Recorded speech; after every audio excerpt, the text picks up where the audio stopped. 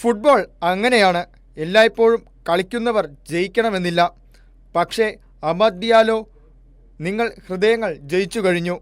തല ഉയർത്തി മടങ്ങുക. ലോകവേദികളിൽ നമുക്കിനിയും കണ്ടുമുട്ടാം. സ്കോർ ബോർഡിൽ മാത്രമാണ് നോർവേ വിജയം പേരിലെഴുതിയത്. തോറ്റുപോയി എന്നതുകൊണ്ട് മറക്കപ്പെടേണ്ട പേരല്ല അമദ് ഡിയാലോയുടേത്. എന്തൊരു കളിയായിരുന്നു കഴിഞ്ഞ രാത്രി അയാൾ ലോകത്തിന് നൽകിയത്. ഗോളടിച്ചും നോർവേയെ ഒറ്റയ്ക്ക് തടഞ്ഞും അയാൾ ആഫ്രിക്കയുടെ കൊടി ഉയർത്തി. അമാദിൻ്റെ വേഗവും മെയ്വഴക്കും ഓർമ്മപ്പെടുത്തുന്നത് ദീദിയർ ദ്രൊഗ്ബയെന്ന അവരുടെ എക്കാലത്തെയും ഇതിഹാസത്തെ. അമാദിൻ്റെ അത്ഭുതപ്പെടുത്തിയ നീക്കമാണ് കളിയിലെ ഐവറിയുടെ ഏക ഗോൾ കണ്ടെത്തിയത്. 2 നോർവേ ഡിഫൻഡർമാരെ വെട്ടിയൊഴിഞ്ഞ് ഗംഭീര ഫിനിഷിംഗ്. പിറന്നത് ഈ ലോകകപ്പിലെ തന്നെ ഏറ്റവും മനോഹരമായ ഗോളുകളിലൊന്ന്.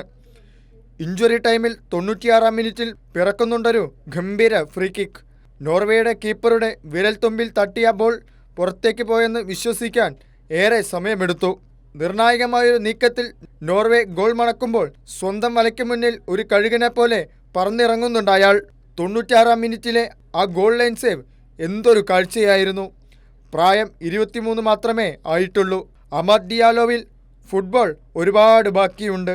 പോയ രാത്രി അയാൾക്ക് എക്കാലത്തേക്കുമുള്ള ഇന്ധനമാകും. ഇരുണ്ട മണ്ണിൽ കാൽപന്തുകളിയുടെ വെളിച്ചമായി ഇനി അമദ് ഡിയാലോ ഉണ്ടാകും.